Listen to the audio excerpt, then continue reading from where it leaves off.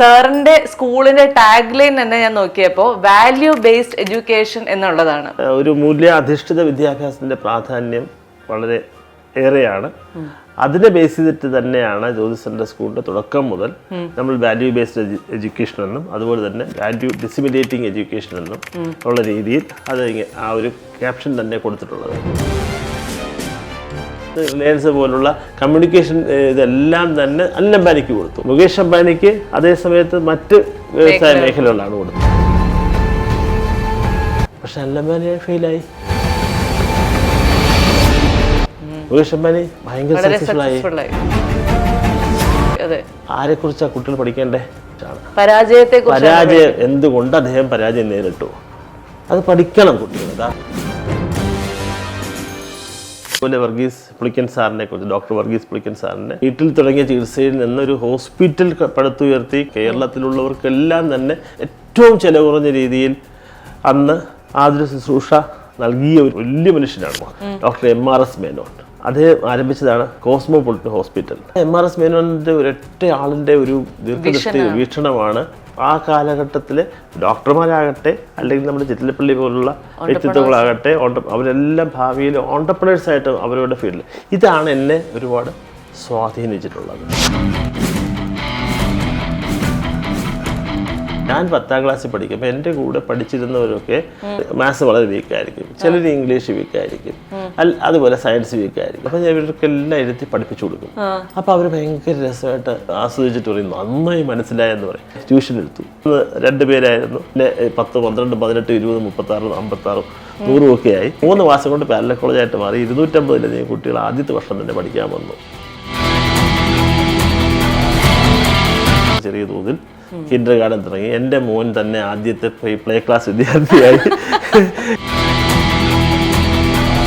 ഏത് പ്രൊഫഷനാവട്ടെ ആ പ്രൊഫഷനെ സ്വന്തം പാഷനാക്കി മാറ്റുക.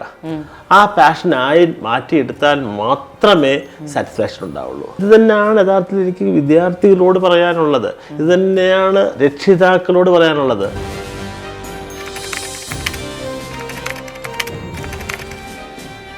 ജീവിതത്തില് കരിയറുമായിട്ട് കണക്ട് ചെയ്ത് സ്വന്തമായിട്ട് വരുമാന മാർഗമായി അതിനെ മാറ്റിയെടുക്കണം. ഇതാണല്ലോ നമ്മൾ നിന്ന് കൊടുക്കേണ്ട മൂല്യാധിഷ്ഠിത വിദ്യാഭ്യാസം, തൊഴിലധിഷ്ഠിത വിദ്യാഭ്യാസം. അവിടെയല്ലേ നമ്മൾ ഇന്ന് തുടങ്ങിയത്.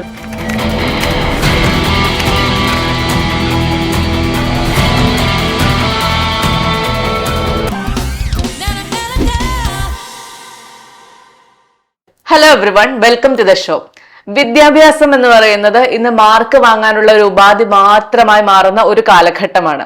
അപ്പൊ ഈ ഒരു കാലഘട്ടത്തിൽ മൂല്യാധിഷ്ഠിത വിദ്യാഭ്യാസത്തിന്റെ പ്രാധാന്യം എന്താണ്, ഇത് കുട്ടികളിൽ വളർത്തിയെടുക്കേണ്ടതിന്റെ ആവശ്യകത എന്താണ്, ഇത്തരം കാര്യങ്ങളാണ് നമ്മൾ സംസാരിക്കുന്നതിനായി കൂടെയുള്ളത് ജ്യോതിസ് ഗ്രൂപ്പ് ഓഫ് സ്കൂൾസിന്റെ ചെയർമാൻ ശ്രീ ജ്യോതിസ് ചന്ദ്രൻ സാറാണ്. Sir, welcome to the show. സാറിന്റെ സ്കൂളിന്റെ ടാഗ് ലൈൻ തന്നെ ഞാൻ നോക്കിയപ്പോൾ വാല്യൂ ബേസ്ഡ് എഡ്യൂക്കേഷൻ എന്നുള്ളതാണ്. അപ്പോ എനിക്ക് മനസ്സിലാകുന്നത് സാർ അത്തരം കാര്യങ്ങളിൽ വളരെ പ്രാധാന്യം കൊടുക്കുന്ന ഒരാളായതുകൊണ്ടായിരിക്കുമല്ലോ നമ്മൾ ഇത്തരം വാല്യൂ ബേസ്ഡ് എഡ്യൂക്കേഷൻ എന്നിട്ടത്. അപ്പൊ എന്താണ് സാർ സത്യത്തിൽ മൂല്യാധിഷ്ഠിത വിദ്യാഭ്യാസം? ഇന്നത്തെ കാലത്ത് നമ്മൾ പലപ്പോഴും ചർച്ച ചെയ്യപ്പെടുന്ന ഒരു കാര്യമാണ് മൂല്യം നഷ്ടപ്പെടുന്നു എന്നുള്ളത്. അതെ അതെ. അപ്പൊ അതുകൊണ്ട് തന്നെ ഒരു മൂല്യാധിഷ്ഠിത വിദ്യാഭ്യാസത്തിന്റെ പ്രാധാന്യം വളരെ ഏറെയാണ്. അതിനെ ബേസ് ചെയ്തിട്ട് തന്നെയാണ് ജ്യോതിസന്റെ സ്കൂളിന്റെ തുടക്കം മുതൽ നമ്മൾ വാല്യൂ ബേസ്ഡ് എഡ്യൂക്കേഷൻ എന്നും അതുപോലെ തന്നെ വാല്യൂ ഡിസിമിനേറ്റിംഗ് എഡ്യൂക്കേഷൻ എന്നും ഉള്ള രീതിയിൽ അത് ആ ഒരു ക്യാപ്ഷൻ തന്നെ കൊടുത്തിട്ടുള്ളത്. അപ്പൊ ഞാനൊരു സംശയിക്കട്ടെ, സാറ് ഇപ്പൊ ഒരു സ്കൂള് തുടങ്ങുക എന്നുള്ളൊരു ആഗ്രഹം മനസ്സിൽ വന്ന കാലഘട്ടത്തില് എന്തുകൊണ്ടാണ് ഇങ്ങനെ ഒരു ടാഗ് ലൈൻ കൊടുക്കാം എന്ന അത് വന്ന ഒരു വഴി ഉണ്ടാവില്ലേ? അതെന്തായിരുന്നു? ഞാൻ എന്റെ സ്കൂൾ വിദ്യാഭ്യാസമാണ് എന്നെ സംബന്ധിച്ചൊരു ബേസ്. എനിക്ക് അവിടെ നിന്ന് നല്ല വിദ്യാഭ്യാസം കിട്ടിയിട്ടുണ്ട്. ഞാൻ പറഞ്ഞിട്ടുണ്ട് ഞാൻ പട്ടത്തിന്റെ സ്കൂളിലാണ് പഠിച്ചതെന്നൊക്കെ. പക്ഷെ എന്നാലും പിന്നെ ഞാൻ കോളേജ് എഡ്യൂക്കേഷനൊക്കെ കഴിഞ്ഞ് തിരിഞ്ഞു നോക്കുമ്പോൾ പലപ്പോഴും നമുക്ക് ആ കിട്ടിയത് മതിയായിരുന്നുവോ, കുറെ കൂടി കാലഘട്ടത്തിന്റെ ആവശ്യമായിരുന്നില്ലേ, നമുക്ക് അത്രത്തോളം കാര്യങ്ങൾ നമ്മൾ കിട്ടി. പലപ്പോഴും ഇന്നും യഥാർത്ഥത്തിൽ എൻ്റെ തലമുറയിലുള്ള പഠിച്ചിറങ്ങിയവരും അത് തുടർന്ന് ഇങ്ങോട്ട് വരുന്ന ഒരു 80-കൾ 90-കളിൽ പഠിച്ചു വന്നവർക്കൊക്കെ അവർ യഥാർത്ഥത്തിൽ ഓരോ വിഷയവും പഠിച്ചു. ആ വിഷയങ്ങളെക്കുറിച്ച് അവർക്ക് ചെറിയൊരു അറിവുണ്ട്, വലിയ അറിവില്ല. മാർക്കിന് വേണ്ടിയാ പഠിച്ചിരുന്നത്. ആ പരീക്ഷയ്ക്ക് ചോദിക്കുന്ന ചോദ്യം നമുക്ക് ഉത്തരം ഉൾപ്പെടെ അറിയാൻ വേണ്ടിയിട്ട് ഉത്തരം ഉൾപ്പെടെ നമുക്ക് നോട്ട് ടെക്സ്റ്റ് ബുക്കിന് പുറമെ നമുക്ക് നോട്ട് തരും. ഈ നോട്ട് അതേപോലെ മനഃപ്പാഠമാക്കുക.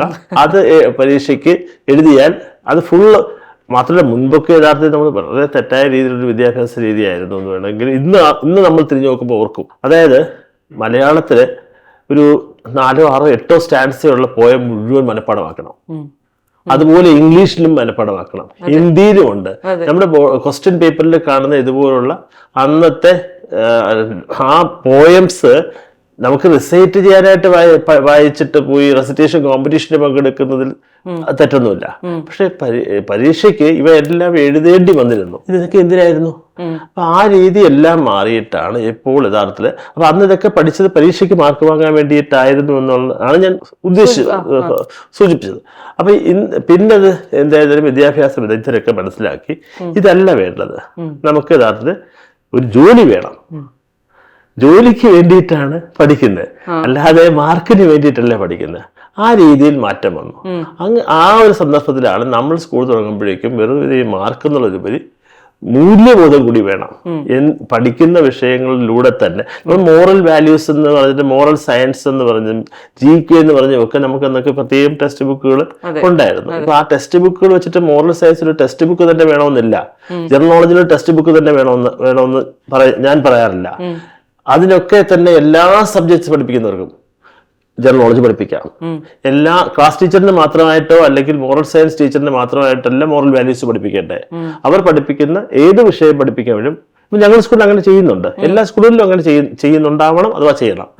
ഒരു 5 or 10 മിനിറ്റ് ക്ലാസിന്റെ തുടക്കത്തിലോ അല്ലെങ്കിൽ ക്ലാസ് ആ പീരീഡ് അവസാനിക്കുന്ന സമയത്തോ കുട്ടികൾക്ക് അതാത് ടീച്ചേഴ്സ് അവരവരുടെ വിഷയവുമായി ബന്ധപ്പെടുത്തി അന്നന്ന് പഠിക്കുന്ന ആ ആ ചാപ്റ്ററിന്റെ ആ ഒരു കണ്ടന്റിന്റെ ബേസ് ചെയ്തിട്ട് അതിൽ എന്ത് മൂല്യമാണ് നമ്മൾ ജീവിതത്തിൽ പകർത്തേണ്ടത്. പരീക്ഷയ്ക്ക് എഴുതുന്ന മാർക്കിന് വേണ്ടിയിട്ടല്ല, ജീവിതത്തിൽ ഇതിൽ നിന്ന് നമ്മൾ പഠിച്ച ഇന്നത്തെ പാഠത്തിൽ നിന്ന് പലപ്പോഴും നമ്മൾ വളരെ മീനിങ് ഫുൾ ആയിട്ടുള്ള ജീവിതത്തിൽ പകർത്തേണ്ടതായിട്ടുള്ള പാഠഭാഗങ്ങൾ ഭാഷകളിൽ പഠിക്കുമെന്ന് മാത്രമല്ല മറ്റു വിഷയങ്ങളിലും പഠിക്കും.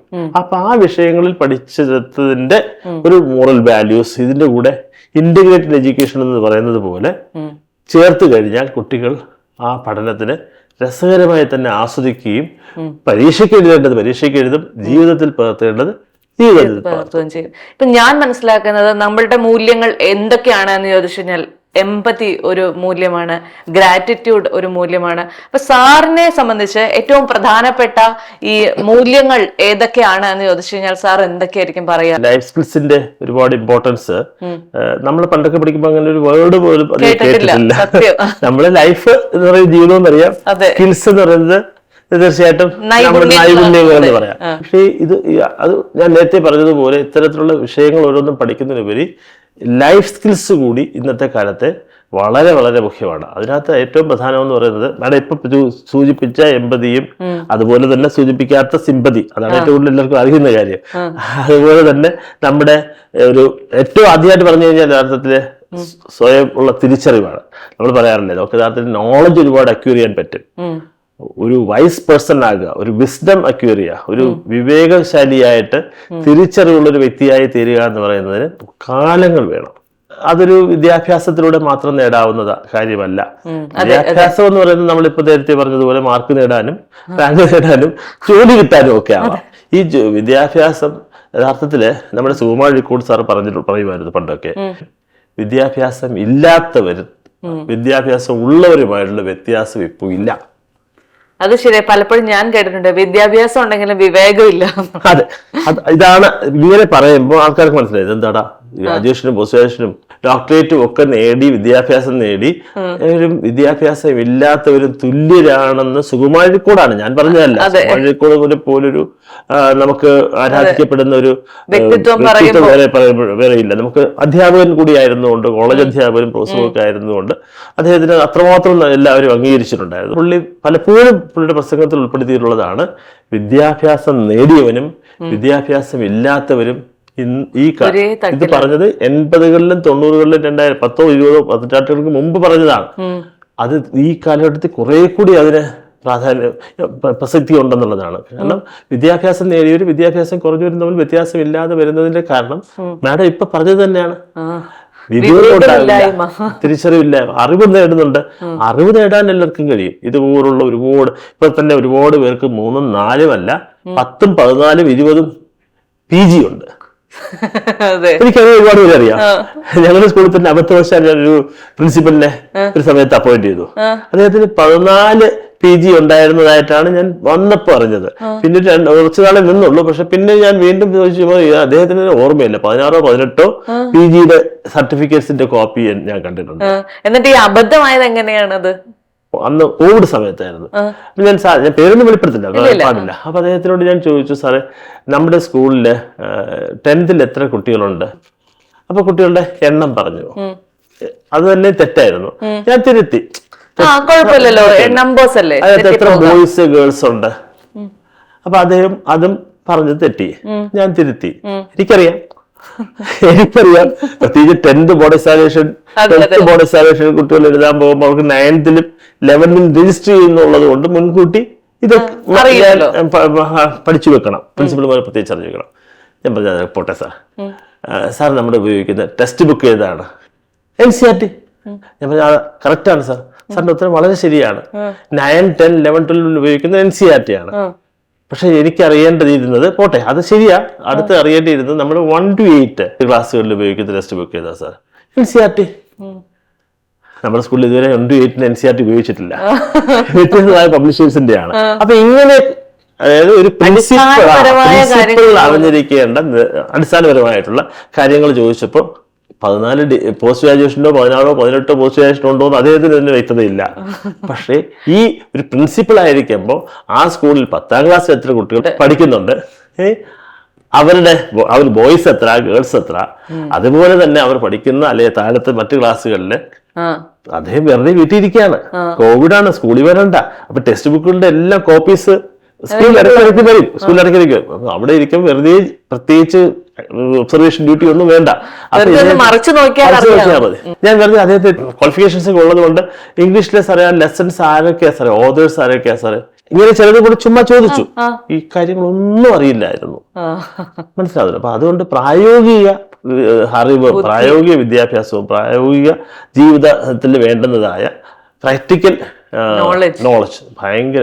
അതുകൊണ്ടാണ് നമ്മൾ യഥാർത്ഥത്തിൽ പ്രാക്ടിക്കൽ വിസ്ഡം എന്ന് പറയുന്ന ഒരു പ്രാധാന്യം വരുന്നത്. ഞാൻ എപ്പോഴും എനിക്ക് തന്നെ അഭിമാനത്തോടെ പറയാൻ കഴിയുന്ന 2 ഡെസ്റ്റിനേഷൻസ് ഉണ്ട്. ഒന്ന്, ഞാൻ ഒരു അക്കാഡമിഷ്യനാണ്, ബേസിക്കലി ഞാൻ ടീച്ചർ. കെമിസ്ട്രിയാണ് എന്റെ സബ്ജക്ട്, ഞാൻ കെമിസ്ട്രി പഠിപ്പിക്കുന്ന ഒരു അധ്യാപകനാണ്. അതാണ് എനിക്ക് ഏറ്റവും പറയാൻ ഇഷ്ടം. ഒപ്പം ഞാനൊരു സൂപ്പർ മാർക്കറ്റ് ഒക്കെ നടത്തുന്നുണ്ട്, ബിസിനസ്സുകാരനാണ്. അപ്പൊ ഞാനൊരു ഓൺട്രപ്രണറാണ്. മാത്രമല്ല ഇപ്പം 3 സീനിയർ സെക്കൻഡറി സ്കൂൾസും 8-10 പ്രൈമറി സ്കൂൾസും കിൻഡർ ഗാർഡൻസും ഒക്കെ നടത്തുന്നത് കൊണ്ട് തന്നെ 700-ലധികം അധ്യാപകർക്ക്, സ്റ്റാഫ് മൊത്തത്തിൽ 300-ലധികം അധ്യാപകർക്കും അതുപോലെ തന്നെ 300-ലധികം അധ്യാപകർക്കും ഉള്ളത് കൊണ്ട് അത്രയും പേർക്ക് ജോലി കൊടുക്കുന്ന ഒരാളെ സ്വാഭാവികമായിട്ട് സംരംഭകനായിട്ട് അപ്പൊ അതുകൊണ്ട് ഇത് രണ്ടും എനിക്ക് ഒരേപോലെ വഴങ്ങുന്ന ഒരു കാര്യമാണ്. ഞാൻ ഏറ്റവും അധികം സ്വാധീനിക്കപ്പെട്ടുള്ളത് നമ്മൾ കൊച്ചൗസഫ് ചിറ്റിലപ്പള്ളി, പേര് തന്നെ ഒരു രസമാണ് കേൾക്കാൻ. അതുകൂടാതെ തന്നെ അദ്ദേഹത്തിനാണ് ഏറ്റവും അന്നത്തെ കാലത്ത് ഏറ്റവും പ്രോംപ്റ്റ് ആയിട്ട് ഇൻകം ടാക്സ് അടയ്ക്കുന്നത്. അപ്പൊ ഏറ്റവും അധികം ഇൻകം ടാക്സ് അടച്ചതിനുള്ള പാരിതോഷികമൊക്കെ കിട്ടുന്നതും പത്രത്തിൽ വായിച്ചിട്ടുണ്ട്. അപ്പൊ അങ്ങനെയൊക്കെ വന്നപ്പോ എന്നെ ഒരുപാട് ആവശ്യം. അപ്പൊ അത്രയും നല്ല ജസ്റ്റിഫുൾ ആയിട്ടുള്ള സത്യസന്ധനായിട്ടുള്ള ഒരു ബിസിനസ്സുകാരനാണെന്ന് മനസ്സിലായി. പിന്നെ വീണ്ടും മനസ്സിലാക്കിയപ്പോഴേക്കും അദ്ദേഹം കൊച്ചിയിലാണ്, എന്തെങ്കിലും ട്രിവാൻഡ്രത്ത് വന്ന് അന്നത്തെ ലാംബ്രട്ട സ്കൂട്ടറില് സ്വന്തമായി അയാൾ മാനുഫാക്ചർ ചെയ്തെടുത്ത വീഗോഡിന്റെ സ്റ്റെബിലൈസർ. അത് സ്റ്റെബിലൈസർ എന്ന് പറയുന്നത് തന്നെ വാക്ക് പോലും പലർക്കും ഫെമിലിയർ അല്ല. നമുക്കിപ്പോ ഫ്രിഡ്ജോ അല്ലെങ്കിൽ അന്ന് AC ഒക്കെ അധികം ഇല്ല, എന്നാലും ഇവയെല്ലാം വെച്ചാലും കുറച്ച് ദിവസം കഴിയുമ്പോൾ എല്ലാം അടിച്ചു പോകും. അപ്പൊ അതിന് ഒരു സ്റ്റെബിലൈസർ വേണം, കൺട്രോൾ വേണം. അതുകൊണ്ട് അദ്ദേഹം സ്റ്റെബിലൈസർ നിർമ്മിച്ചു. ആ സ്റ്റെബിലൈസർ അദ്ദേഹം വീഗോഡ് എന്ന് പേര് വിട്ടു. ഇത് എന്നിട്ട് എറണാകുളത്ത് കൊടുക്കാൻ പറ്റുന്ന കടകളിലൊക്കെ കൊണ്ടുപോയി കൊടുത്തു. അപ്പൊ ഏതാണ്ട് ഒരു സാച്ചുറേഷനായി എറണാകുളം. അത് കഴിഞ്ഞപ്പോഴേക്കും അന്ന് അധികം വിൽപ്പന ഇല്ലല്ലോ. എല്ലാ കൊടുക്കാവുന്ന ഫ്രിഡ്ജ് വിൽക്കുന്നിടത്തോ അല്ലെങ്കിൽ AC വിൽക്കുന്നിടത്തോ മിക്സി വിൽക്കുന്നിടത്തോ വേണമെങ്കിൽ വാങ്ങാം.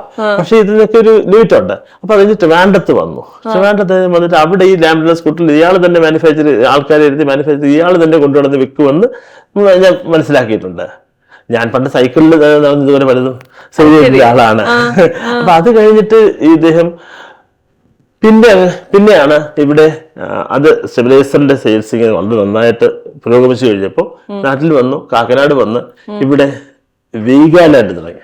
ആ സമയത്ത് ഒരു ബുക്ക് എഴുതിയിട്ടുണ്ടായിരുന്നു, പ്രാക്ടിക്കൽ വിസ്ഡം എന്നാണ് ആ ബുക്കിന്റെ പേര്.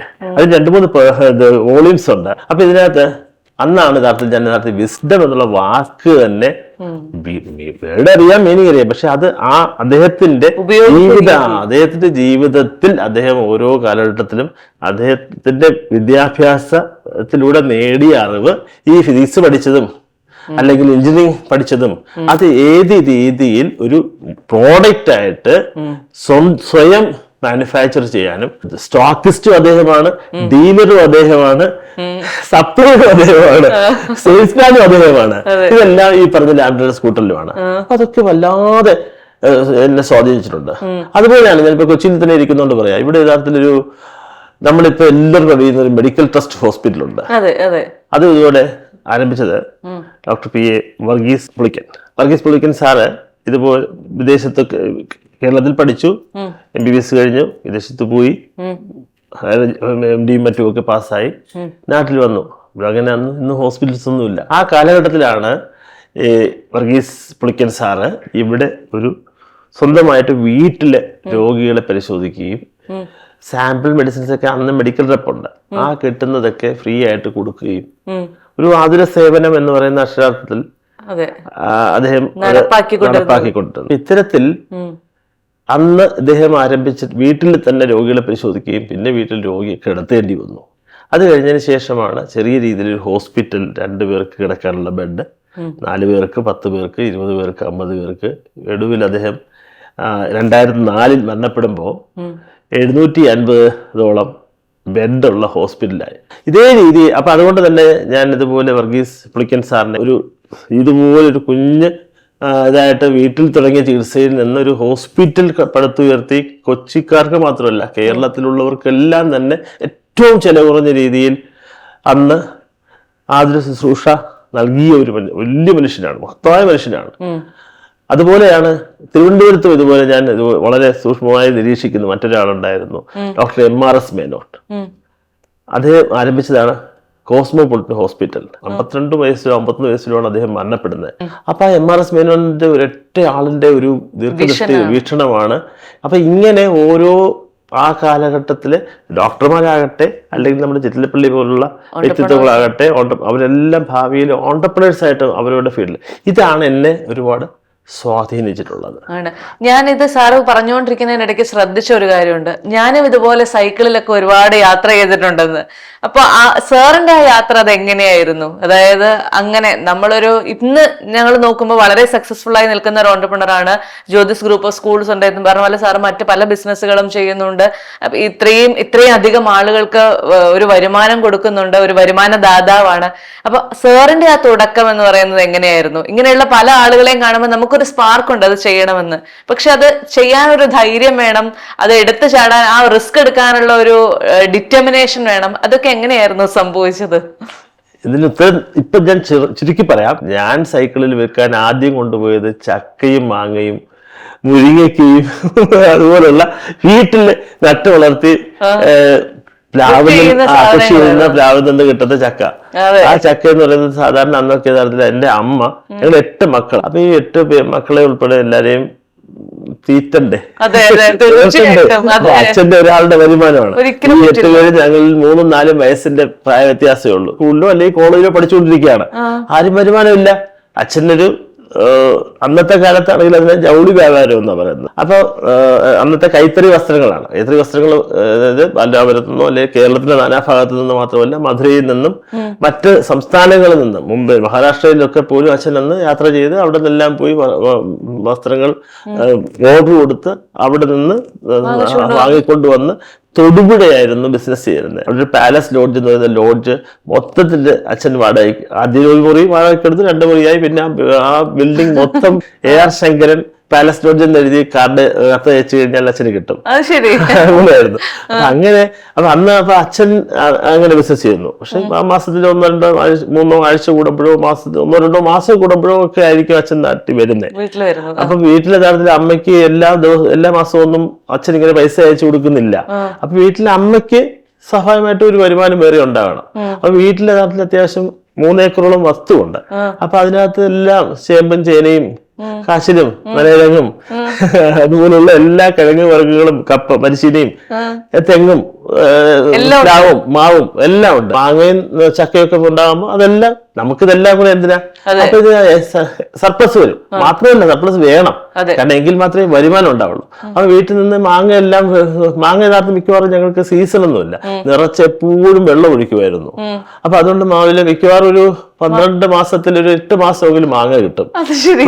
പ്രത്യേകിച്ച് അൺസീസണിലെ മാങ്ങ കിട്ടുമ്പോ ഈ പറഞ്ഞതുപോലെ വില കൂടുതൽ കിട്ടും, പഴുപ്പിച്ചെടുക്കണമെന്നില്ല. അപ്പൊ അമ്മ നേരത്തെ കടയിലേക്ക് പോകും, ഞാൻ ഈ സൈക്കിളിൽ അമ്മ എല്ലാം എടുത്ത് തയ്യാറാക്കി വെച്ചിരിക്കും, ചാക്കിലേക്ക് ഇത് കൊണ്ടുപോകും. അപ്പൊ ചക്കയുടെ സീസൺ വരുമ്പോഴേക്കും ആദ്യമൊക്കെ 2 ചക്ക, 1 ചക്ക കൊണ്ടുപോകും, പിന്നെ 2ആയി.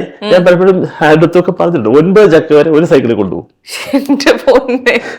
അത് കേൾക്കുമ്പോ മറ്റുള്ളവർക്ക് വലിയ ഒരു ഇതായിട്ട് തോന്നും. ഞാൻ യഥാർത്ഥത്തിൽ എന്താ വെച്ചാൽ പ്രാക്ടിക്കൽ വിസ്ഡമാണ് ഇത്, മറ്റൊരു പ്രാക്ടിക്കൽ വിസ്ഡമാണ് ഞാൻ ഈ പറയുന്നത്. അപ്പൊ ഞാനിത് ഒരെണ്ണം കൊണ്ടുപോയി എത്ര പ്രാവശ്യം കൊണ്ടുവരും, അവിടെ കൊണ്ടുപോയി ഇടുമ്പോൾ തന്നെ അത് പോകും. അപ്പൊ അതുകൊണ്ട് ആദ്യം എന്ത് ചെയ്തു, തെങ്ങിന്റെ ഓലയുടെ ഇതൊക്കെ ഉണ്ട്, അതിനെ കട്ട് ചെയ്തിട്ട് ഇതുണ്ടാക്കും. അല്ലെങ്കിൽ പ്ലാവിന് തന്നെ കട്ട് ചെയ്തെടുക്കുന്ന ഇതുണ്ടാവും. അതിന് 2 ചക്കകൾ തങ്ങൾ ഇടിച്ചു കയറ്റും, അടുത്ത ഒരെണ്ണം ഇടിച്ചു കയറ്റും. അപ്പം വീണ്ടും ഒരെണ്ണം ഇടിച്ചു കയറ്റും. അപ്പൊ 4 ഉണ്ടായി. ഇതൊരു പലക വെച്ച് കെട്ടിയിട്ട് പലകയിൽ 4 ചക്കയായി. അതിന്റെ മുകളിൽ 3 എണ്ണം ഇതുപോലെ 2 കമ്പ് കെട്ടിക്കഴിഞ്ഞാൽ 3 ഉണ്ടായി. അപ്പൊ 4 3 7ആയി. അതിന്റെ മുകളിൽ 2 വയ്ക്കുമ്പോൾ 9 ചക്കയായി. ഇത് അതിനനുസരിച്ച് കെട്ടി റെഡിയാക്കും.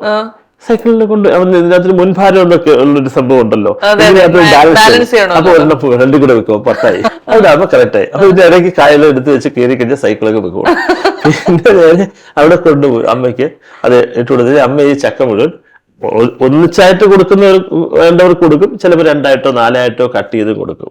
അപ്പൊ വൈകുന്നേരം അമ്മ വീട്ടിൽ വരുമ്പോഴേക്കും ഇത് കൊടുത്തിട്ട് വീട്ടിലേക്ക് വേണ്ടുന്നതായിട്ടുള്ള മറ്റ് സാധനങ്ങളൊക്കെ കൊണ്ടുവരും. അപ്പൊ ഇതുപോലെയാണ് മുരിങ്ങക്കയുടെ സീസൺ വരുമ്പോൾ മുരിങ്ങക്ക ആയിരിക്കും. അതല്ല കരിവേപ്പിലയുണ്ട്, കരിവേപ്പില തന്നെ വലിയ മരം പോലെ ഉണ്ടാവും. ഇതെല്ലാം ഇങ്ങനെ വീട്ടിൽ എന്തൊക്കെയാണോ ഞാൻ നേരത്തെ പറഞ്ഞു, ഇതുപോലെ നിലകിഴങ്ങോ കാശിലോ ഇതുപോലുള്ള എല്ലാ കിഴങ്ങ് വർഗ്ഗങ്ങൾ ഉൾപ്പെടെ കപ്പ ഇഷ്ടം പോലെയാണ്. അപ്പൊ ഈ കപ്പ ഉണ്ടാകുന്നത് കപ്പ ഇതുപോലെ മാർക്കറ്റിലെത്തിക്കും. ഈ അങ്ങനെ മാർക്കറ്റിലെത്തിക്കുന്ന സൈക്കിളിലായിരുന്നു. അത് കഴിഞ്ഞിട്ട് വീണ്ടും അതുപോലെ സൈക്കിൾ യാത്രയിലൂടെ കച്ചവടം നടത്തിയിട്ടുള്ളത് കേട്ടാൽ അതിശയം തോന്നാം. വീട്ടിൽ നേരത്തെ എന്റെ ചേട്ടൻ അന്ന് പഠിച്ചു കഴിഞ്ഞപ്പോൾ ചേട്ടൻ്റെ ഒരു ലോൺ കിട്ടി. ചേട്ടന് സ്വന്തമായി സ്വയം തൊഴിൽ കണ്ടെത്തില്ലെന്ന് ലോൺ കിട്ടും. അപ്പൊ ചേട്ടന് നേരത്തെ ബാങ്കിൽ നിന്ന് ഒരു ലോൺ എടുത്തിരുന്നു. 10,000 രൂപയുടെ ഒരു ലോൺ ആയിരുന്നു. ചേട്ടൻ ചെയ്തത് അന്ന് യഥാർത്ഥത്തിൽ പൗൾട്രി ഫാമിന്റെ ആരംഭമാണ്. ബ്രോയിലർ ചിക്സ് ഇങ്ങനെ കുഞ്ഞുങ്ങളെ വിരിയിച്ചെടുക്കുക, 24 മണിക്കൂർ കൊണ്ട് വിരിയിച്ചെടുക്കുന്ന കുഞ്ഞുങ്ങളെ വാങ്ങാൻ കിട്ടും. അതിനുവേണ്ടി ലോൺ കിട്ടും. ഇതിന്റെ ഒരു പ്രൊമോഷന് വേണ്ടിയിട്ടാണ്. അപ്പൊ ഇത് വാങ്ങിയിട്ട് ഒരു വലിയൊരു ഷെഡൊക്കെ ഉണ്ടാക്കിയിട്ട് ഈ കോഴി കുഞ്ഞുങ്ങളെയും വാങ്ങി തന്നിട്ട് ചേട്ടൻ പോയി, ചേട്ടന്റെ പണി നോക്കി പോയി, ചേട്ടൻ പഠിക്കാൻ പോയി. അപ്പൊ ഇതിനെ നോക്കുന്നത് എന്റെ ജോലിയായി. പിന്നെ 100, 150, 250, 500 കോഴി കുഞ്ഞുങ്ങൾ ഒരുമിച്ച് ഓരോ സീസണിലും വരുത്തും. അത് 55 ദിവസം കൊണ്ട് ഇത് ചത്തുപോകും. 40-45 ദിവസം ആകുമ്പോഴേക്കും ഇത് കോഴിക്ക് ആവശ്യത്തിലുള്ള തൂക്കം വെക്കും. അത് സെയിൽ ചെയ്യണം. അപ്പൊ അവിടെ വീട്ടിൽ വെച്ച് സെയിൽ ചെയ്യുന്നതിന് ഒരു ലിമിറ്റ് ഉണ്ട്. ആൾക്കാർ കൊണ്ട് വാങ്ങിയാലേ പറ്റുള്ളൂ, കോഴി കൊണ്ടുനടക്കാൻ പറ്റില്ലല്ലോ. പിന്നെ ഞാൻ ഇതെല്ലാം തന്നെ കട്ട് ചെയ്ത് ഡ്രസ് ചെയ്ത് റെഡിയാക്കി ഇറച്ചിയാക്കിയിട്ട് ഇത് ട്രിവാൻഡ്രത്തും ആറ്റിങ്ങിലും ഒക്കെയുള്ള ഹോട്ടലുകളിലും ബാറുകളിലും സൈക്കിളിൽ വെച്ച് കെട്ടി കൊണ്ടുപോയി കൊടുക്കും. എക്സാക്ട്ലി. അപ്പൊ ചുരുക്കം പറഞ്ഞു കഴിഞ്ഞാൽ നമുക്ക് പഴയ കാലം തൊട്ടേ ഉള്ളിന്റെ ഉള്ളിൽ ഒരു ബിസിനസ്സുകാരൻ എവിടെയൊക്കെ ഉണ്ടായിരുന്നല്ലേ. ഇതൊക്കെ ഞാൻ യഥാർത്ഥത്തിൽ ഡിഗ്രിക്കും പഠിച്ച കാലം സ്കൂൾ ക്ലാസ്സിൽ പഠിച്ചപ്പോഴാണ് അമ്മയ്ക്ക് വേണ്ടി ഇതെല്ലാം കൊണ്ടുവരുന്നത്. 8ാം ക്ലാസ് 9ാം ക്ലാസ് 10ാം ക്ലാസ് പഠിക്കുമ്പോൾ. അത് കഴിഞ്ഞിട്ട് ഡിഗ്രിക്കും ഒക്കെ പഠിക്കുമ്പോഴും ഞാൻ ഇതെല്ലാം ചെയ്തുകൊണ്ടിരിക്കുക. പിന്നെ വീട്ടില് പശുക്കളുണ്ട്. അപ്പൊ പാലുണ്ട്. അപ്പൊ പാല് എന്ന് പറയുന്നത് 3, 4, 5 പശുക്കളാണ് ഒരേ സമയം പ്രസവിച്ചത്. അപ്പൊ അത്രത്തോളം പാല് കിട്ടും. അത് മിക്കവാറും കറവക്കാരൻ വരാത്ത ദിവസം ഞാൻ തന്നെയാണ് ഇതെല്ലാം കറക്കുന്നത്. അപ്പൊ നാട്ടിൽ അപ്പുറത്തും ഇപ്പുറത്തും കൂടെ കറവക്കാരൻ വരുമ്പോ അവിടെയും ഞാൻ എന്നെ തന്നെ വിളിക്കും കറക്കാനായിട്ട്. അവിടെയും പലവണ്ണം എടുക്കും. ഇതെല്ലാം അന്ന് ചെയ്യുമായിരുന്നു. അത് നമുക്കൊരു ഭയങ്കര ആ ഒരു മേഡം ഇപ്പൊ സൂചിപ്പിച്ചതുപോലെ തന്നെ ഒരു സെൽഫായിട്ട് ഏൺ ചെയ്യുക എന്ന് പറയുന്നത് അന്നത്തെ കാലത്ത് വലിയ കാര്യമാണ്. അപ്പൊ അതങ്ങനെ ചെയ്തു വന്നിട്ടുണ്ട്. പിന്നെ നിറച്ച് വാഴ വെച്ചിട്ടുണ്ട്. ഞാൻ തന്നെയാണ് വാഴ നടുന്നത്, ഞാൻ തന്നെയാണ് മറ്റ് എല്ലാ ഫലവൃക്ഷങ്ങളും വളർത്തുന്നത്. ഇതെല്ലാത്തിനും വൈകുന്നേരങ്ങളിൽ രാത്രി വരെ അതിന് വേണ്ടിയിട്ട് വെള്ളം ഒഴിക്കുക, അല്ലെങ്കിൽ അതിന് വളം ഉണ്ടാക്കുക, അല്ലെങ്കിൽ അതിന് നാട്ടിലുള്ള എല്ലാ പുരയിടങ്ങളിൽ നിന്നും ഈ പച്ചില കൊണ്ടുവന്ന് അതിനെല്ലാത്തിനും വളം വെക്കുക, ഇതെല്ലാം ചെയ്യും. പിന്നെ നിറച്ച് കോഴി വളർത്തുന്നതുകൊണ്ട് ഈ കോഴിയുടെ ഇതുണ്ടല്ലോ കാഷ്ടം എന്ന് പറയുമല്ലോ, അതിന്റെ ഇതെല്ലാ വേസ്റ്റും ഇതിന്റെ ഇതിലേക്കാണ്. കുറച്ച് പട്ടുപോകും. ഇല്ല, കൂടിനിട്ട പട്ടുപോകും. ഓ അത് ശരി. അത്രത്തോളം ചൂടുള്ളതാ. അതെ, എന്തൊക്കെ കാര്യങ്ങളാണല്ലേ. ഭയങ്കരമായിട്ട് ഇതെല്ലാം സയന്റിഫിക് ആയിട്ടുള്ള കാര്യം കൂടെ അറിയാം. നമ്മൾ ഏതെങ്കിലുമൊക്കെ ഇപ്പൊ കത്തിരിക്കയോ അല്ലെങ്കിൽ മുളകോ ഇതൊക്കെ നട്ടു അതിന്റെ മുകളിലേക്ക് ഇതിട്ട് കൊടുത്തു കഴിഞ്ഞാൽ അടുത്ത ദിവസത്തെ പട്ട് നിൽക്കും. അതല്ലേ. അല്ല, ഞാൻ ആലോചിക്കാൻ അപ്പൊ അതിന് ഈ ഒരു യാത്രയില് ഏത് കാലഘട്ടത്തിലാണ് ഇതെല്ലാം വളരെ ചെറിയ രീതിയിൽ ചെറിയ പ്രോഫിറ്റ് ലഭിക്കുന്ന അല്ലെങ്കിൽ നമ്മൾ ഫുൾ ടൈം അധ്വാനിച്ചുകൊണ്ടിരിക്കേണ്ട ജോലികളല്ലേ? അവിടെ നിന്ന് നമ്മളിങ്ങനെ ഒരു സ്കൂള് തുടങ്ങണം എന്നുള്ള അല്ലെങ്കിൽ അങ്ങനെ ആ ഒരു രീതിയിൽ എസ്റ്റാബ്ലിഷ് ചെയ്യണം എന്നുള്ള മോഹം ഏത് കാലഘട്ടത്തിലാണ് സാറിലേക്ക് വരുന്നത്? അതിനുശേഷം എനിക്കറിയാം ജോലി കിട്ടി പോകുന്നതും ജോലിയോട് വലിയ താല്പര്യമില്ലാതെ എന്തെങ്കിലും ചെയ്യണം എന്ന് ആഗ്രഹിച്ച കഥകളൊക്കെ എനിക്കറിയാം. അപ്പൊ എപ്പോഴായിരുന്നു ഇങ്ങനെ ഒരു എഡ്യൂക്കേഷൻ ആണ് എന്റെ ഒരു മേഖല, അവിടെ ഒരു സ്കൂൾ തുടങ്ങണം, ഇങ്ങനെ ഒരുപാട് കുട്ടികൾക്ക് കാര്യങ്ങൾ പറഞ്ഞു കൊടുക്കുന്ന അധ്യാപകനാകണം എന്നൊക്കെ ചിന്തിച്ചത് എപ്പോഴായിരുന്നു? അധ്യാപകനാകണമെന്നുള്ള ചിന്ത എനിക്ക് കഴിയുമെന്നുള്ള ചിന്ത, അധ്യാപനാണെന്നുള്ളത് എന്നെ കൊണ്ട് അധ്യാപക ജോലി, അതായത് മറ്റു കുട്ടികൾക്ക് പഠിപ്പിച്ചു കൊടുക്കുന്നതാണല്ലോ ഒരു അധ്യാപകൻ ചെയ്യുന്ന പ്രവൃത്തി, അധ്യാപികയായിരുന്നാലും. അപ്പൊ അതിനെനിക്ക് കഴിയുമെന്ന് മനസ്സിലായത് ഞാൻ 10ാം ക്ലാസ്സിൽ പഠിക്കുമ്പോൾ എന്റെ കൂടെ പഠിച്ചിരുന്നവരൊക്കെ ചിലർക്ക് മാത്സ് ഒന്നും അറിയാം, മാത്സ് വളരെ വീക്കായിരിക്കും, ചിലർ ഇംഗ്ലീഷ് വീക്കായിരിക്കും, അതുപോലെ സയൻസ് വീക്കായിരിക്കും. അപ്പൊ ആ സമയത്ത് കൂട്ടുകാരൊക്കെ എന്റെ സ്കൂളിൽ പഠിക്കുന്ന കൂട്ടുകാർ തൊട്ടപ്പുറത്ത് അയൽവക്കങ്ങളിലൊക്കെ താമസിക്കുന്ന നൈബേഴ്സ് ആയിട്ടുള്ള വേറെ സ്കൂളിലായിരിക്കും പഠിക്കുന്നത്. അപ്പൊ അവിടെ നല്ല കൂട്ടുകാരാണ്, ഒരുപാട് കൂട്ടുകാരുണ്ട്. അപ്പൊ ആ കൂട്ടുകാരൊക്കെ 10ാം ക്ലാസ്സിൽ എന്റെ സമപ്രായക്കാരായ ഒരുപാടുണ്ട്. അപ്പൊ അവർ വന്ന് പരീക്ഷയ്ക്ക് വേണ്ടിയിട്ട് പലതും അവർക്ക് സ്കൂളിൽ നന്നായി പഠിപ്പിച്ചിട്ടില്ല. അപ്പൊ ഞാൻ ഇവർക്കെല്ലാം ഇരുത്തി പഠിപ്പിച്ചു കൊടുക്കും. അപ്പൊ അവര് ഭയങ്കര രസമായിട്ട് ആസ്വദിച്ചിട്ട് പറയും നന്നായി മനസ്സിലായെന്ന് പറയും. അപ്പൊ എനിക്ക് മനസ്സിലായി എനിക്കൊരു കഴിവിലുണ്ട്, ഒരു അധ്യാപന കഴിവ് എനിക്കുണ്ട് എന്ന് മനസ്സിലായി. അങ്ങനെ ഞാൻ ഡിഗ്രിക്ക് പഠിക്കുമ്പോൾ ഇത് തന്നെ ചെയ്തു. ഡിഗ്രിക്ക് പഠിക്കുമ്പോൾ ഞാൻ വാസ്തവത്തിൽ എന്റെ ഇംഗ്ലീഷ് പരീക്ഷയുടെ 7 ദിവസം മുൻപ് എന്റെ ജ്യേഷ്ഠൻ മരണപ്പെട്ടു. അപ്പൊ അതിന് മുൻപുള്ള 1-2 ആഴ്ചക്കാലം ഞാൻ എന്റെ കൂടെ എന്റെ സുഹൃത്തുക്കൾ, പ്രത്യേകിച്ച് അന്ന് രാഷ്ട്രീയക്കാരാണ്, ഇവരൊന്നും കോളേജിൽ ക്ലാസ്സിൽ കയറുന്നവരല്ല. ഞാൻ ഇച്ചിരി മര്യാദക്കാരനാണ്, അതുകൊണ്ട് ഞാൻ ക്ലാസ്സിൽ കയറും. അപ്പൊ പരീക്ഷയ്ക്ക് വേണ്ടി അത്യാവശ്യം ഞാൻ പഠിക്കും. അപ്പൊ ഇത് കഴിഞ്ഞ് പരീക്ഷ അടുത്തപ്പോൾ അവരൊക്കെ എൻ്റെ അടുത്ത് പഠിക്കാനായിട്ട് വന്നു. അങ്ങനെ വന്നപ്പോ എന്റെ അടുത്ത് എന്റെ കൂട്ടുകാരെല്ലാം പഠിക്കാൻ വന്നിരിക്കുമായിരുന്നു, ഇംഗ്ലീഷ് ഉൾപ്പെടെ. ഞാൻ കെമിസ്ട്രിയാണ് പിന്നെ എന്റെ മെയിൻ സബ്ജക്റ്റ് എങ്കിലും.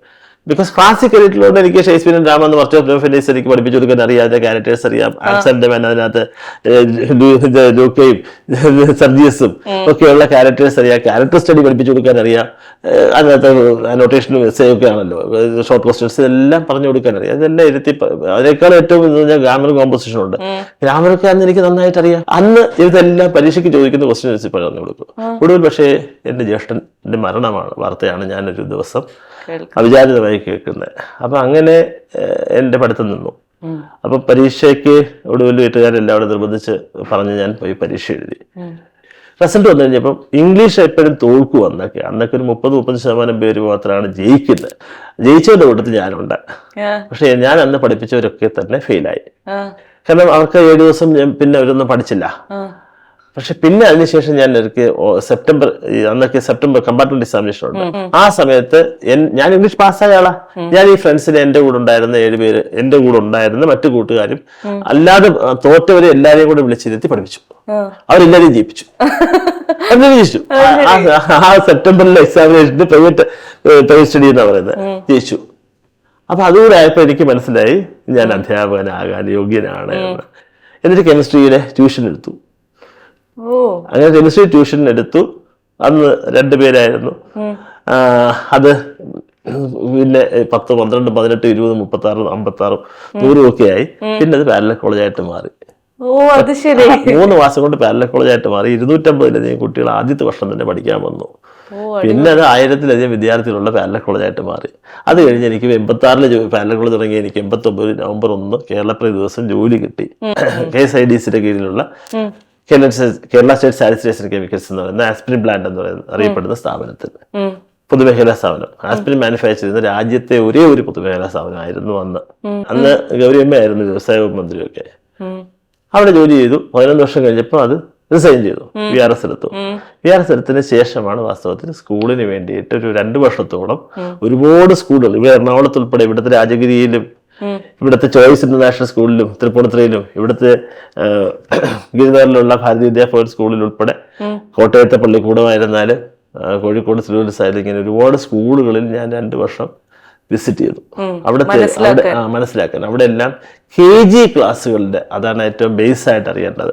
അതുകൊണ്ട് KGയുടെ കരിക്കുലം എന്താണ്, പ്രൈമറി ക്ലാസ്സുകളിൽ ഉപയോഗിക്കുന്ന ടെക്സ്റ്റ് ബുക്കുകൾ, പ്രൈവറ്റ് പബ്ലിഷേഴ്സിന്റെ ബുക്ക് ഏതൊക്കെയാണ്, മൊത്തത്തിൽ എല്ലാം മനസ്സിലായി. 2 വർഷം ഒരുപാട് സ്കൂളുകൾ സന്ദർശിച്ചു. അതുപോലെ നെറ്റിൽ ഇത്രത്തോളം ഒന്നും കിട്ടത്തില്ല. അതെല്ലാം മനസ്സിലാക്കിയതിനു ശേഷമാണ് ചെറിയ തോതിൽ കിൻഡർ ഗാർഡൻ തുടങ്ങി. എന്റെ മോൻ തന്നെ ആദ്യത്തെ പ്ലേ ക്ലാസ് വിദ്യാർത്ഥിയായി 2004 എന്റെ മോളെ മറ്റേ സ്കൂളിൽ നിന്ന് മാറ്റി സ്റ്റാൻഡേർഡിൽ വന്നു. 4th വരെ ഡയറക്റ്റായിട്ട് ആരംഭിച്ചു. 2ാമത്തെ വർഷം 7th വരെ ഡയറക്റ്റായിട്ട് ആരംഭിച്ചു. 4ാമത്തെ വർഷമായപ്പോൾ ആദ്യത്തെ 10ാം ക്ലാസ് പരീക്ഷ കുട്ടികൾ എഴുതി 2009. 2011 ആദ്യത്തെ ബാച്ച് 12th ബോർഡ് എക്സാമിനേഷൻ എഴുതി പുറത്തിറങ്ങി. നമ്മൾ ലൈഫ് സ്കിൽസിനെ കുറിച്ച് പറഞ്ഞു. സാറേ, നമ്മളിപ്പോ സംസാരിച്ചതെല്ലാം സാറിന്റെ പേഴ്സണൽ ജീവിതമാണെങ്കിൽ പോലും ഇതെല്ലാം ഒരു ലൈഫ് സ്കില്ലുമായി അസോസിയേറ്റ് ചെയ്യുന്നതാണ്. നമുക്ക് ജീവിതത്തിൽ ഇത്തരത്തിലുള്ള സ്കില്ലുകൾ ഉണ്ടായിരുന്നില്ലായിരുന്നെങ്കിൽ നമ്മൾ ഒരിക്കലും ഈ ഒരു ഓണ്ടർപ്രണർ എന്ന് പറയുന്ന വളരെ മത്സരബുദ്ധി നിറഞ്ഞ ഒരു ലോകത്ത് പിടിച്ചു നിൽക്കാനും വിജയിക്കാനും സാധിക്കില്ലായിരുന്നു. ഇത് സാറ് തിരിച്ചറിഞ്ഞിട്ടുണ്ടോ ഏതെങ്കിലും ഒരു കാലഘട്ടത്തിൽ ഇതൊരു ലൈഫ് സ്കില്ലാണെന്നുള്ളതും ഇതാണ് എന്നെ വിജയിപ്പിച്ചതെന്നുള്ളതും ഇങ്ങനെയുള്ള കാര്യങ്ങൾ? ഇല്ല, ഞാൻ ഈ പറഞ്ഞ വിദ്യാഭ്യാസ കാലഘട്ടത്തിലും സ്വന്തമായി അമ്മയ്ക്ക് വേണ്ടി സഹായിച്ച് ബിസിനസിന്റെ ഭാഗമായതും പിന്നെ ഞാൻ തന്നെ ഇതുപോലെ പഠിപ്പിച്ചു കൊടുക്കുന്നതും അതും ഒരു ഓൺട്രപ്രണറിയൽ ആയിട്ടുള്ള രീതിയിൽ ഉപയോഗപ്പെടുത്താൻ കഴിയുമെന്ന രീതിയിൽ വാസ്തവത്തിൽ ഞാൻ ഇത്രയും നേരം നമ്മൾ ലൈഫ് സ്കിൽസിലേക്കാണ് തുടക്കം കുറിച്ചതെങ്കിലും അതിലേക്കാണ് വരേണ്ടിയിരുന്നെങ്കിലും ഞാൻ ഡൈവേർട്ട് ചെയ്തു പോയി. അതൊരു പക്ഷേ തീർച്ചയായിട്ടും ശ്രോതാക്കൾക്ക്, നമ്മളെ കേൾക്കുന്നവർക്ക് ഇത് പ്രയോജനകരമാകുമെന്ന് ഞാൻ പ്രതീക്ഷിക്കുന്നു. അതായത് നമ്മൾ യഥാർത്ഥത്തിൽ ലൈഫ് സ്കിൽസ് WHO അനുസരിച്ച് വിവിധതരം ലൈഫ് സ്കിൽസ് ഉണ്ട്. പ്രധാനമായിട്ട് 10 എന്നാലും അതിലും കൂടുതലായിട്ട് ഇപ്പൊ പുതുതായിട്ട് നമ്മുടെ ഒരു ലൈഫ് സ്കിൽസിലേക്ക് നമ്മൾ കാര്യങ്ങൾ മനസ്സിലാക്കിക്കൊണ്ടിരിക്കുകയാണ്. അതിനകത്ത് ഏറ്റവും ആദ്യത്തേത് എന്ന് പറയുന്നത് സെൽഫ് അവയർനെസ് ആണ്. സ്വന്തമായുള്ള തിരിച്ചറിവ്. എനിക്ക് എന്തെല്ലാം കഴിവുകളുണ്ട്, എനിക്ക് എന്തെല്ലാം കുറവുകളുണ്ട്, ആ കുറവുകളെ എങ്ങനെ തിരുത്തി കഴിവുകളാക്കി ഡെവലപ്പ് ചെയ്യാൻ പറ്റും. അതാണ് യഥാർത്ഥത്തിൽ ലൈഫ് സ്കിൽസിന്റെ പ്രാഥമികമായിട്ടൊരു തുടക്കം ചെയ്യേണ്ടത്. പിന്നെയാണ് യഥാർത്ഥത്തിൽ സിമ്പതിയോ എമ്പതിയോ അതല്ലാതെ ക്രിയേറ്റീവ് തിങ്കിങ്ങും ക്രിട്ടിക്കൽ തിങ്കിങ്ങും അതുപോലെ മറ്റ് പല ഘട്ടങ്ങളിലേക്ക് വരുന്നതെല്ലാം പിന്നീടാണ്. അപ്പൊ ആദ്യം first of all self realisation ആണ്, സെൽഫ് അവയർനെസ് ആണ്. ഞാൻ ആരാണ്, എനിക്ക് എന്തെല്ലാം കഴിവുകളുണ്ട്, എൻ്റെ വിദ്യാഭ്യാസ യോഗ്യതയ്ക്ക് അനുസൃതമായി ആ നേടിയ വിദ്യാഭ്യാസം ഇപ്പൊ ഓരോരുത്തർക്ക് നേടിയിട്ടുള്ള വിദ്യാഭ്യാസ രംഗത്തായിരിക്കില്ല അവർ ശോഭിക്കുക. അവരുടെ കരിയർ, അവരുടെ പ്രൊഫഷൻ, അവരുടെ സർക്കാർ ജോലിയാകട്ടെ മറ്റേത് പ്രൈവറ്റ് ജോലിയാകട്ടെ, പലപ്പോഴും അതിൽ നിന്ന് ഡൈവേർട്ട് ചെയ്ത് പോയിരിക്കുക. അതൊരു തെറ്റൊന്നുമല്ല. ബിക്കോസ് അതിലേക്ക് പോയിട്ട് ആ പ്രൊഫഷൻ, ഏത് പ്രൊഫഷനാവട്ടെ, ആ പ്രൊഫഷനെ സ്വന്തം പാഷനാക്കി മാറ്റുക. ആ പാഷനായി മാറ്റിയെടുത്താൽ മാത്രമേ സാറ്റിസ്ഫാക്ഷൻ ഉണ്ടാവുള്ളൂ.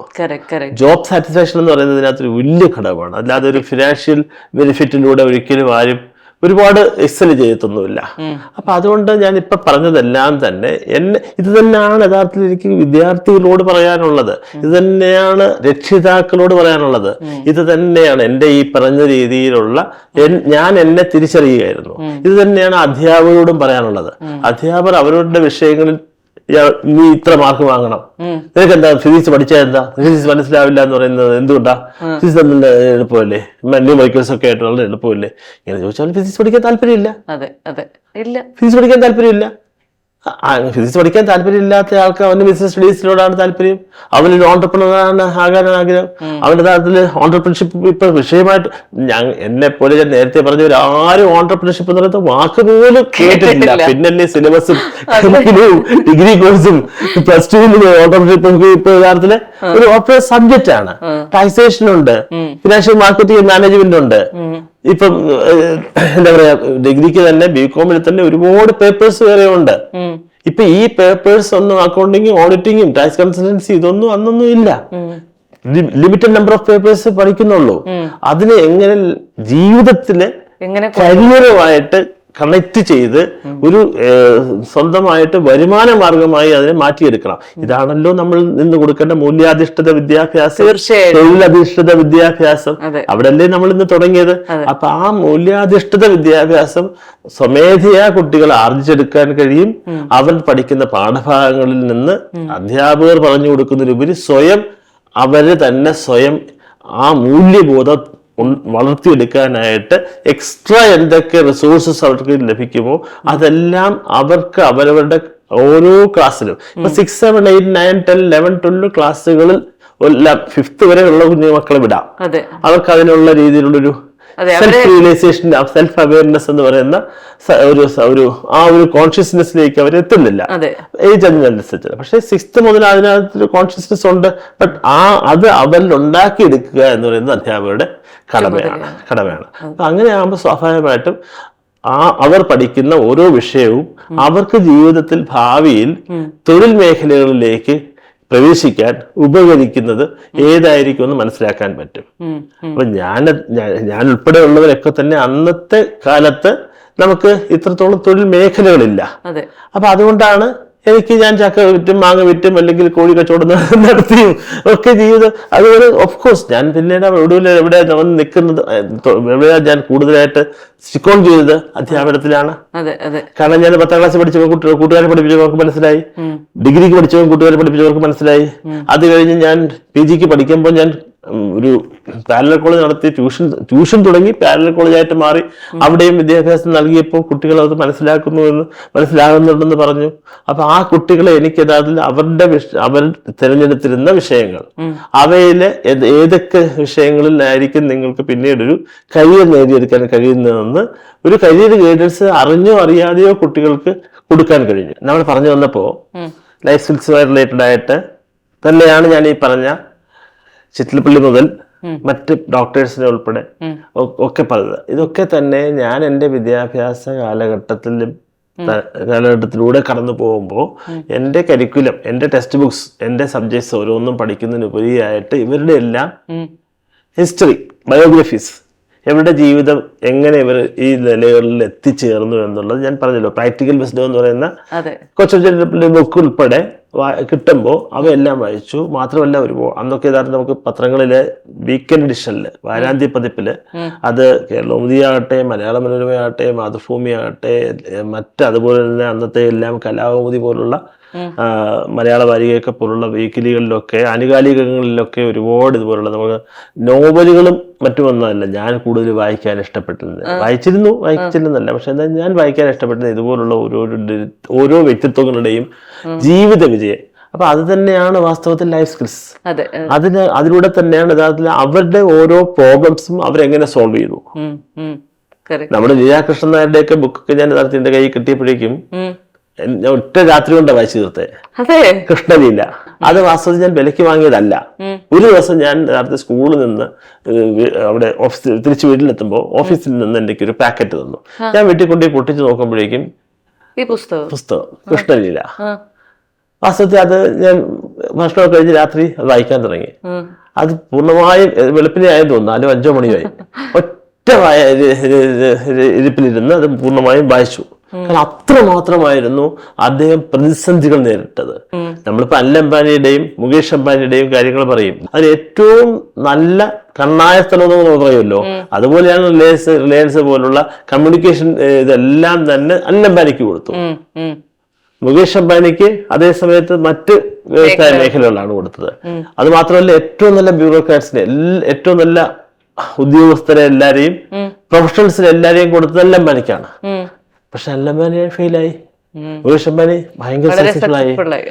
ആരെ കുറിച്ചാണ് കുട്ടികൾ പഠിക്കേണ്ടേ? അനിൽ അംബാനിയെ കുറിച്ചാണ്. പരാജയം എന്തുകൊണ്ട് അദ്ദേഹം പരാജയം നേരിട്ടു അത് പഠിക്കണം കുട്ടികൾ. യഥാർത്ഥത്തിൽ അത് അദ്ദേഹത്തിനുള്ള പരാജയത്തിന്റെ കാരണം കണ്ടെത്തിയാൽ മാത്രമേ ആ പരാജയം അടുത്ത് നമ്മളൊരു ബിസിനസ് രംഗത്തേക്ക് ഇറങ്ങുമ്പോൾ അതിനെ ഫേസ് ചെയ്താൽ അതിനെ തരണം ചെയ്യാനുള്ള ഒരു കോൺഫിഡൻസ് ബിൽഡപ്പ് ചെയ്യാൻ പറ്റുള്ളൂ.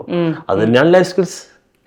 അത് തന്നെയാണ് ലൈഫ് സ്കിൽസ്. അപ്പൊ ഇങ്ങനെ തീർച്ചയായിട്ടും മാഡം നമ്മളെ വിഷയത്തിൽ നിന്ന് ഒരുപാട് ഡൈവേർട്ട് ചെയ്ത് പോയിട്ടുണ്ടായിരുന്നുവെങ്കിലും കുട്ടികളോട് നൽകേണ്ട എൻ്റെ അഡ്വൈസ്, അധ്യാപകരോട് നൽകേണ്ട അഡ്വൈസ്, രക്ഷിതാക്കളോടായിട്ട് പറയേണ്ടതായ നിർദ്ദേശവും ഉപദേശവും എന്ന് പറയുന്നത് കുട്ടികൾക്ക് എത്രത്തോളം ഇതുപോലുള്ള ബയോഗ്രഫീസ്, ജീവചരിത്ര കഥകൾ. ജീവചരിത്ര കഥകളല്ല, അത് ജീവിതമാണ്, പച്ചയായ ജീവിതമാണ്. അപ്പൊ അതുകൊണ്ട് കുട്ടികളെ സംബന്ധിച്ച് അവർക്ക് ഇവയെല്ലാം ആ ഒരു പൊസിഷൻ നേരത്തെ തന്നെ അവരെ ഡ്രീം ചെയ്ത് വെക്കണം, ഗോൾ സെറ്റ് ചെയ്ത് വെക്കുക എന്ന് പറയില്ലേ. പക്ഷെ അവർക്ക് നേടാൻ കഴിയുന്ന ഗോള് ആദ്യം സെറ്റ് ചെയ്യാം. പക്ഷെ അതിന് മുകളിലോട്ട് ഒരുപക്ഷെ ഇനി പോകാൻ ഒരുപാട് സാധ്യതകൾ ഇപ്പോഴും ഉണ്ട്, എല്ലാ കാലത്തും ഉണ്ട്, ഈ ഭാവിയിൽ ഒരുപാടുണ്ട് താനും. അപ്പൊ ആ രീതിയിൽ അവരുടെ ഗോൾ സെറ്റ് ചെയ്ത് ഇതുപോലുള്ള ജീവിത വിജയ കഥകൾ വായിച്ച് ജീവിത പരാജയ കഥകളും മനസ്സിലാക്കി ജീവിതത്തിൽ ഉണ്ടാകുന്ന എല്ലാ പ്രതിസന്ധികളെയും നേരിടാനുള്ള കരുത്താർജിക്കുക എന്ന് പറയുന്നത് ഭയങ്കര ഇമ്പോർട്ടൻ്റ് ആണ്. ഒരിക്കലും ഒരു ഫെയിലിയറിന്റെ മുന്നിലും തളരരുത്. അതെ അതെ, ശരിയാണ്. അപ്പൊ ഏതായാലും സാർ പറഞ്ഞതിൽ നിന്ന് നമ്മൾ ഒരുപാട് യാത്ര ചെയ്തു, ഒരുപാട് മേഖലകൾ തൊട്ട് പോയി. ഞാൻ മനസ്സിലാക്കുന്നതെന്ന് പറയുന്നത് വിദ്യാഭ്യാസം എന്ന് പറയുന്നത് മാർക്ക് വാങ്ങാൻ മാത്രമുള്ളതല്ല, അല്ലെങ്കിൽ എവിടെയെങ്കിലും എത്തപ്പെടാൻ ഒരു ജോലി നേടാൻ മാത്രമുള്ളതല്ല. ഒരുപാട് സ്കിൽ നേടാനുള്ള, അല്ലെങ്കിൽ നൈപുണ്യ വികസനം നേടാനുള്ളത്, ജീവിത വിജയം നേടാനുള്ളത്, ഇതെല്ലാം കൂടിയാണ് വിദ്യാഭ്യാസം. ഇത് കുഞ്ഞുങ്ങൾക്ക് പകർന്നു കൊടുക്കാനായിട്ട്, യഥാർത്ഥ രീതിയിൽ പകർന്നു കൊടുക്കാനായിട്ട് അധ്യാപകർക്ക് സാധിക്കട്ടെ, മാതാപിതാക്കൾക്ക് സാധിക്കട്ടെ. ഏതായാലും ഞാൻ മനസ്സിലാക്കുന്നത് ജ്യോതിസ് സെൻട്രൽ സ്കൂൾ ഇത്തരം കാര്യങ്ങളിൽ ഊന്നിയാണ് വിദ്യാഭ്യാസത്തെ മുന്നോട്ട് കൊണ്ടുപോകുന്നത്. അപ്പോൾ ജ്യോതിസ് സ്കൂളിനും ജ്യോതിസ് ചന്ദ്രൻ സാറിനും എല്ലാവിധ ആശംസകൾ അറിയിക്കുകയാണ്. മറ്റൊരു സന്ദർഭത്തിൽ വീണ്ടും കാണാൻ സാധിക്കട്ടെ. Thank you so much sir. Thank you madam.